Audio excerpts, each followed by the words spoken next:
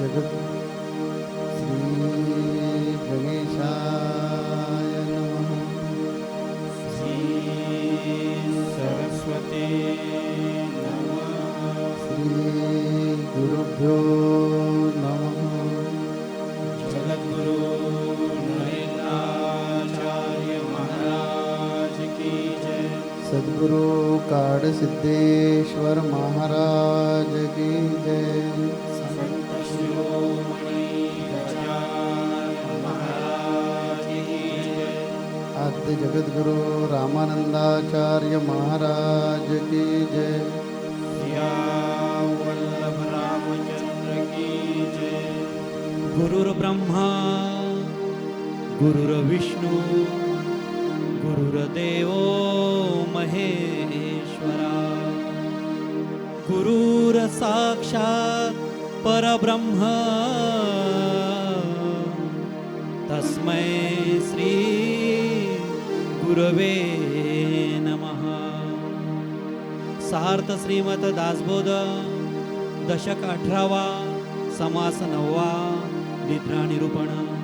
श्रीराम वंदुनिया आदिपुरुष बोलो निद्रेचा विळास। निद्रा आलिया सावकास जाणार नाही। निद्रेने व्यापिली काया आळस अंग मोडे जांभया। तेणे करिता पैसावया धीर नाही। एक दुःस्वप्ने निर्भुजले एक सुस्वप्ने संतोषले। एक ते गाढमुडी पडिले सुषुप्तीमध्ये। इकडे उजडाया झाले कोणी पडणे आरंभिले। कोणी प्राप्त स्मरामी मांडिले हरी कीर्तन। कोणी आठविल्या ध्यानमूर्ती कोणी एकांती जप करीती। कोणी पाठांतर उजळीती नाना प्रकारे। नाना विद्या नाना कळे आपलाल्या सिकती सकळा। तान माने गायन कळा एक गाती। मागे निद्रा संपली पुढे जागृती प्राप्त झाली।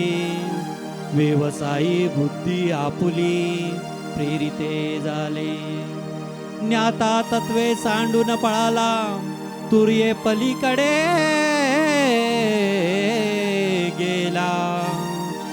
आत्मनिवेदने झाला ब्रह्मरूप। पुंडलिक वरदे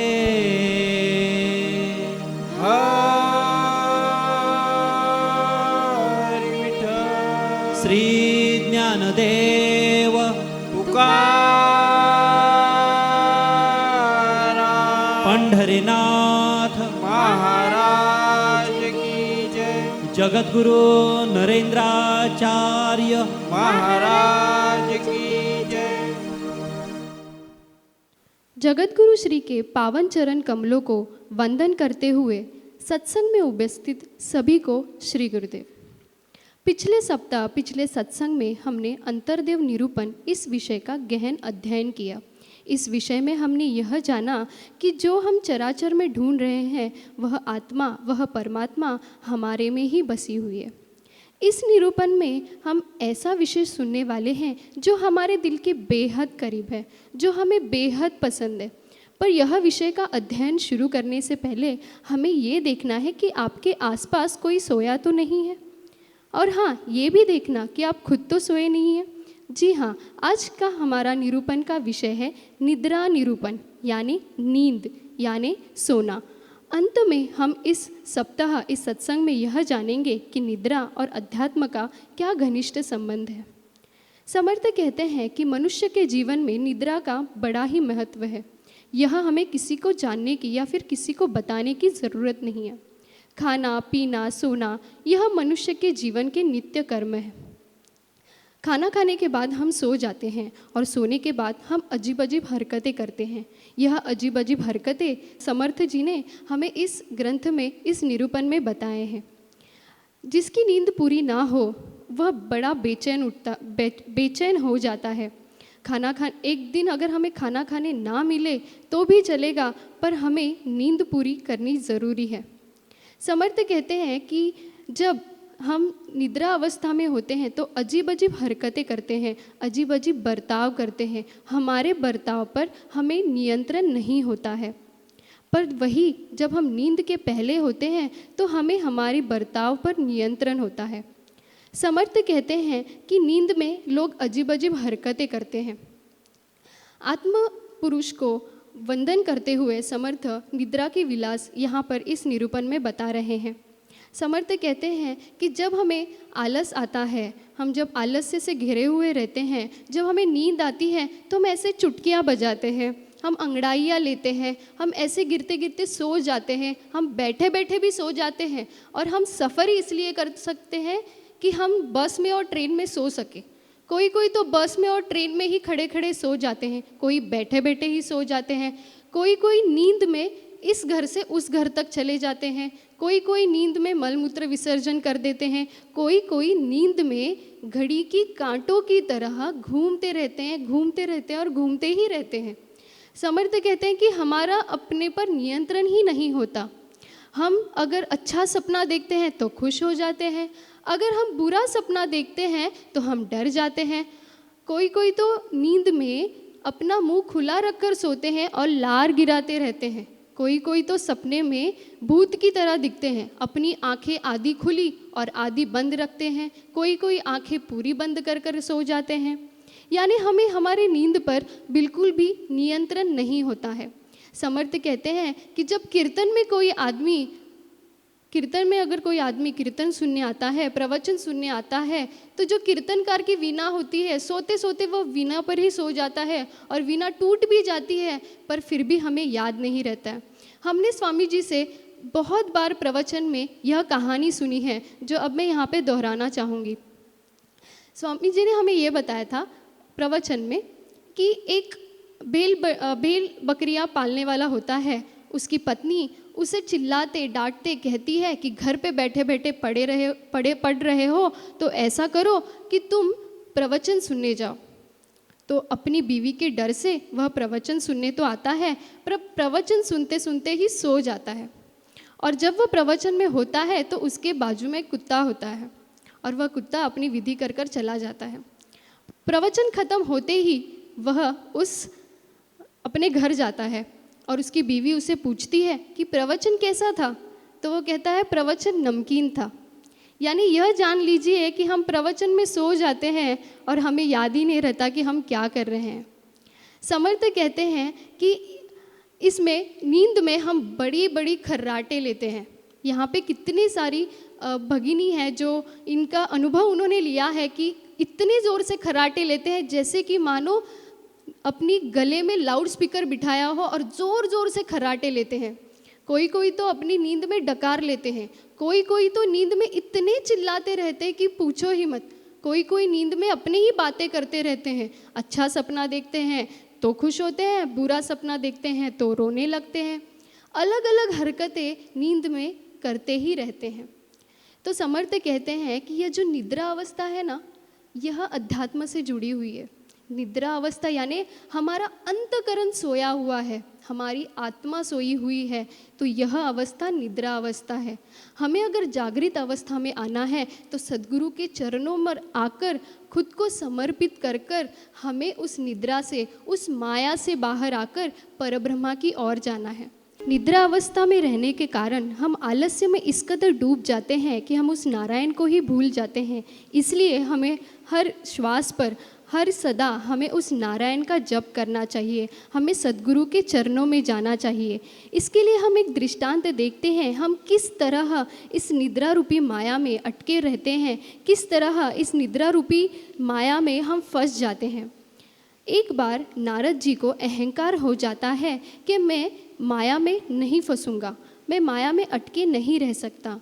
देखिए कि किस तरह हमारे सद्गुरु, हमारे गुरु हमारी परीक्षा लेकर किस तरह हमें उस संकट से, अगर हमें अहंकार हो जाता है तो अगर हम किसी गलत राह पर जाते हैं तो हमारी परीक्षा लेकर किस तरह हमें उस भटकती हुई राह से निकालकर अच्छी राह पर चलने की सीख देते हैं। यह इस दृष्टांत के द्वारा हम जानेंगे।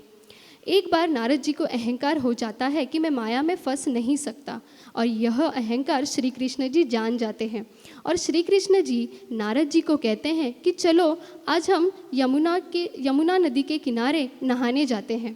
श्री कृष्ण जी और नारद मुनि जब यमुना नदी में नहाने जाते हैं तब एक बड़ा सा तूफान आ जाता है और नारद मुनि एक किनारे से दूसरे किनारे की ओर खींचे चले जाते हैं। दूसरा किनारा जिस राज्य में होता है उस राज्य का एक परंपरा होती है कि जो भी व्यक्ति पहला दिखेगा उसे उस राज्य की जो राजपुत्री होगी उससे विवाह करना पड़ेगा और उस राज्य का राजा होना पड़ेगा। तो सैनिक वहाँ पे खड़े होते हैं और वह नारद मुनि जी को दिखते हैं और नारद मुनि जी को अपने राज्य दरबार में लेकर जाते हैं। राज्य दरबार में लेकर जाने के बाद राजा की पुत्री को देखकर नारद मुनि जी बड़े मोहित हो जाते हैं और कहते हैं कि मैं आपकी पुत्री से विवाह करने के लिए तैयार हूँ।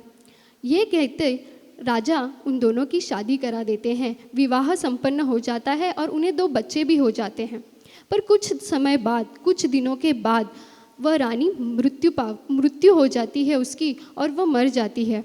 उसके बाद उस राज्य की एक परंपरा होती है कि अगर रानी का देहांत हो जाता है तो उस रानी का जो राजा होगा उसे मृत्यु का दंड देना पड़ेगा।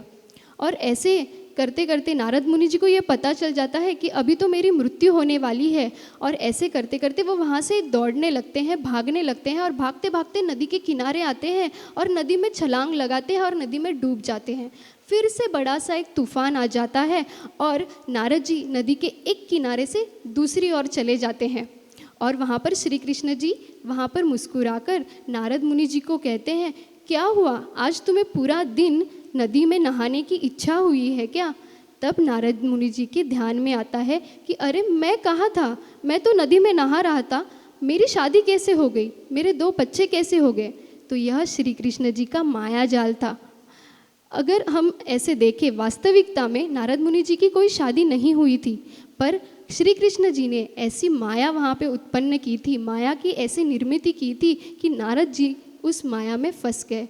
देखिए नारद मुनि जी जैसे बड़े योगी तपस्वी अगर माया में फंस सकते हैं तो हम जैसे आम इंसान की क्या वहाँ पे अहमियत होगी। आगे हम एक दृष्टांत के द्वारा और एक सुनेंगे कि अगर हमें निद्रा अवस्था से बाहर आना है तो हमें अपनी अवगुणों को देखना ज़रूरी है, क्योंकि निद्रा अवस्था यानी माया है, क्योंकि हमारी आत्मा सोई हुई है। अगर हमें उस आत्मा को जागृत अवस्था में लाना है तो हमें ये जो तत्व हम इस संत संग में सुनने वाले हैं, इसका जो अध्ययन हम करने वाले हैं, इन तत्वों का हमें अनुसरण करना ज़रूरी है। तो अवगुणों का अगर हमारे में जो अवगुण है, हमारे में जो दुर्गुण है, अगर हम उनका परीक्षण करें तो शायद से हम इस निद्रा अवस्था से बाहर आकर जागृत अवस्था में पहुंच सकते हैं। तो आइए एक दृष्टांत के द्वारा हम यह जानते हैं कि हम किस प्रकार अवगुणों से बाहर आ सकते हैं। एक बार एक संत अपने पर्णकुटी में बैठे हुए रहते हैं। वहाँ पर एक आदमी आता है और संत से कहता है कि गुरुवर्य, मैं बहुत नीच हूँ, मैं बहुत दुष्ट हूँ, आप कृपा करके मुझे अच्छा इंसान बनाइए। तो संत कहते हैं ठीक है, पर मैं जो कहूँगा वह तुम्हें करना पड़ेगा। तो संत कहते हैं तुम ऐसे करो, इस पर्णकुटी से बाहर जाते ही जो भी तुमसे नीच लगे, जो भी तुम्हें अच्छा न लगे, बुरा लगे, बस उसके विषय में आके तुम्हें मुझे बताना है। तो वह जैसे ही पर्णकुटी से बाहर आता है तो वहाँ पर उसे एक कुत्ता दिखाई देता है। वह कहता है, यह कुत्ता तो मुझसे भी नीच योनि में उसने जन्म लिया है, तो यह नीच है, यह दुर्गुण इसमें ज़्यादा है। फिर वह सोचने लगता है कि अगर यह नीच है तो यह तो एक वफादार कुत्ता है, यह तो एक वफादार प्राणी है जो अपनी मालिक को कभी धोखा नहीं देता, तो ये भला मुझसे नीच कैसे हो सकता है। ऐसे सोचते सोचते वह अपनी राह पर आगे चलता है। आगे उसे वहाँ पर एक पेड़ दिखाई देता है जिससे बहुत सारे कांटे होते हैं। तो वह कहता है कि यह जो पेड़ है यह मुझसे भी नीच योनि में इसने जन्म लिया है, क्योंकि इसे तो कांटे हैं। फिर वह सोचने लगता है कि अगर इसे कांटे हैं तो इसका उपयोग हम खेत में कर सकते हैं, बाढ़ से बचाने के लिए, फसल को बचाने के लिए, तो ये भला नीच योनि में कैसे जन्म ले सकता है। फिर यह सोचते सोचते वह आगे बढ़ता है। आगे बढ़ते बढ़ते उसे वहाँ गोबर दिखाई देता है। गोबर को देख के वह कहता है कि यह तो इसमें तो दुर्गुण ही है, ये किसी काम का नहीं है। फिर वह सोचता है कि यह गोबर हम चौका करने के, आंगन लिपकाने के काम आता है, तो फिर यह भला मुझसे नीच कैसे हुआ। ऐसे सोचते सोचते रात होती है और वह फिर संत के पर्णकुटी में आता है और कहता है, गुरुवर्य, मुझे इसकी किसी भी मतलब मैंने जितने प्राणी देखे, जितनी चीज़ें दिखी, मुझे उनमें किसी में भी अवगुण दिखाई नहीं दिया। तो वो गुरुवर्य कहते हैं कि आज से तुम मेरे शिष्य हुए, यानी जिस दिन हम दूसरों को उंगलियां दिखाने छोड़ दे, जिस दिन हम दूसरों के अवगुण दिखाना छोड़ दे, उस दिन से हम सच्चे शिष्य हो सकते हैं। इसलिए हमें यह ध्यान में रखना है कि अगर हमें निद्रावस्था से बाहर आना है तो हमें दूसरों के अवगुणों पर ध्यान नहीं रखना है, हमें खुद के अवगुणों को जानना है और अच्छे कर्म करने हैं। अगर हम अच्छे कर्म करेंगे तो हमसे अच्छे पुण्य होंगे और हम उस परब्रह्मा तक पहुंच सकते हैं। अच्छे कर्म करने के लिए हमें किसी श्रेष्ठ या फिर किसी नीच श्रेणी में जन्म लेने की ज़रूरत नहीं। यह नरदेह जो हमें दुर्लभ मिला है वही हमें परब्रह्मा तक पहुंचाने की एक राह है, एक जरिया है। पर हम उस देह को एक उपभोग की वस्तु की तरह देखते हैं और इस संसार का सुख हम प्राप्त करने की चाह रखते हैं, इच्छा रखते हैं, जो कि हमारी इच्छा एक ही होनी चाहिए, सद्गुरु के चरणों में सबको खुद को समर्पित करके उस परब्रह्मा तक पहुंचने की। आइए एक दृष्टांत के द्वारा हम और एक जानते हैं कि अच्छे भले हम उच्च श्रेणी में जन्म ले या किसी और श्रेणी में जन्म ले, वह मायने नहीं रखता है। मायने तो यही रखता है कि इस देह के ज़रिए, इस आत्मा के ज़रिए हम ये हमारे गुरु में बसी हुई आत्मा, चराचर में बसी हुई आत्मा, मुझ में बसी हुई आत्मा एक है और हम कैसे पुण्य प्राप्त कर सकते हैं, यह इस दृष्टांत के द्वारा हम सुनते हैं। एक बार एक मंदिर में पुजारी पूजा करते रहता है। उसका यह नित्य कर्म होता है कि उसे इस मंदिर में पूजा करनी है। मंदिर के सामने एक घर होता है जहाँ पे एक नगर वधू रहती है। वह नगर वधू सुबह उठ के नहाकर अपनी बाल सुखाने के लिए घर के सामने आती है। पुजारी उसे देखकर मोहित होता है और भगवान की पूजा अर्चा करते ही उसके मन में काम प्रेरित होता है। एक बार यह दिनचर्या हर रोज़ की होती है। एक बार यह पुजारी भी मर जाता है और वह नगर वधू भी मर जाती है। दोनों की मृत्यु होती है, पर उस नगर वधू को वैकुंठ प्राप्त होता है और उस पुजारी को नरक प्राप्त होता है। पुजारी बड़ा अचंभित होता है और भगवान से पूछता है, भगवान, मैंने तो हर जीवन हर समय मंदिर में तुम्हारी पूजा की है, पर फिर भी तुमने मुझे नरक में क्यों भेजा और उस नगर वधू को तुमने वैकुंठ भेजा? ऐसा क्या था उस नगर वधू में जो तुमने उसे वैकुंठ भेजा और मुझे नरक में भेजा?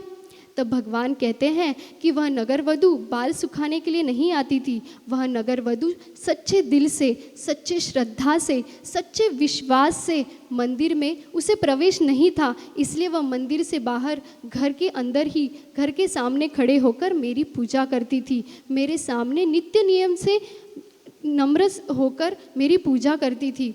और तुम्हें मंदिर में प्रवेश था, मंदिर में तुम्हें मान सम्मान था, पर फिर भी मेरी पूजा करते वक्त तुम काम से प्रेरित हुए थे, इसलिए तुम्हें नरक प्राप्त हुआ और उसे वैकुंठ प्राप्त हुआ।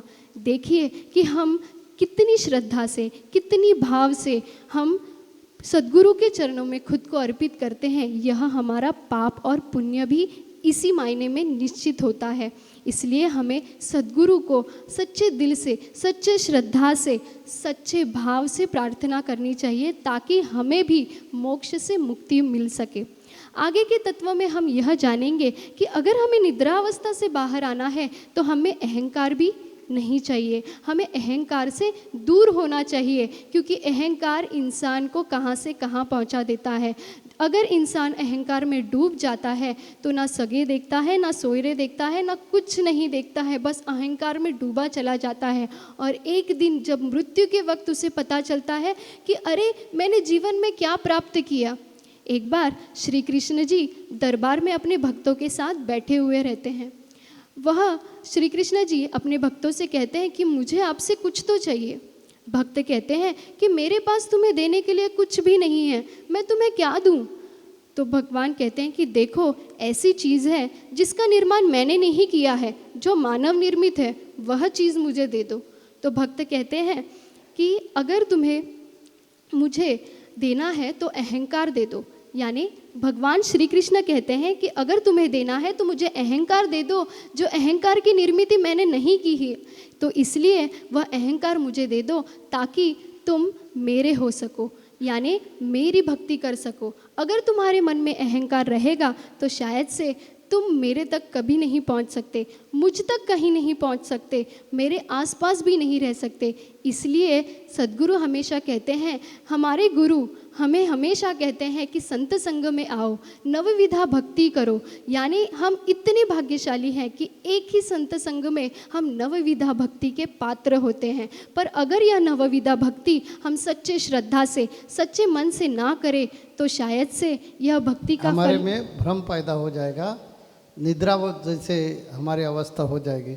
निद्रा में जैसे हम कुछ भी करते हैं क्योंकि हमारा कंट्रोल नहीं रहता ना, वैसे जब हमारे शरीर में, अंतस्करण में भ्रम पैदा हो जाता है तब हम इंसान होकर भी बंदर जैसे बर्ताव करते हैं। इसलिए अध्यात्म में समर्थ रामदास स्वामी जी कहते हैं, संत कहते हैं कि ये निद्रा से आप दूर रहिए, ये निद्रा हमें भ्रम पैदा करवाती है, मायाजाल खड़ा करती है और हमारा नाश करती है। इसी कारण इससे बचने का है तो हमारे में विवेक जागरूक होना चाहिए। जब विवेक जागरूक हो जाएगा तब यह भ्रम पर हम पाबंदी ला सकते हैं, उस पर कंट्रोल कर सकते हैं। हमारे संतों का देखिए ऐसा है कि हमारे सामने कुछ अच्छे कर्म होते हैं, कुछ गलत कर्म होते हैं, वो सब हम देखते हैं, लेकिन अंधे जैसे, सोए जैसे काम करते हैं, उसमें कभी डूबते नहीं, उसका स्पर्श हमें कभी होता नहीं, क्योंकि हमने देखा लेकिन हमारा कभी भी उसमें बैलेंस नहीं जाता, यानी तोल नहीं जाता उधर, हम कभी विचलित नहीं होते, क्योंकि हमें मालूम है कि हम सोए हैं। ये भवसागर में जैसे सोया हुआ आदमी को जैसे समझता नहीं कुछ, वैसे कोई कोई चीज़ों पर दुर्लक्ष्य करना पड़ता है। दुर्लक्ष्य करना ही चाहिए क्योंकि हमारा मकसद अलग है, ये चराचर में हम है। इस कारण जो हमारे अगल बगल जो वातावरण शुरू रहता है उस पर दुर्लक्ष्य करके, यानी वो तुरिया अवस्था है, ये तुरिया अवस्था से परमात्मा की प्राप्ति हो जाती है। तो ये तुरिया अवस्था प्राप्त होने के लिए निद्रा जो है, यानी भ्रम जो है, उनके अधीन नहीं जाना चाहिए। ये समर्थ रामदास स्वामी जी को यह समाज से हम सब लोगों को बताने का है। अभी यहाँ हम हमारे वारिदी को विराम दे देंगे और अगले हफ्ते में आपकी राह देखेंगे सत्संग के लिए। श्री गुरुदेव। जगत गुरु नरेंद्राचार्य महाराज की जय। सद्गुरु काड़ सिद्धेश्वर महाराज की जय। संत शिरोमणि गजानन महाराज की जय। आद्य जगत गुरु रामानंदाचार्य महाराज की जय। सिया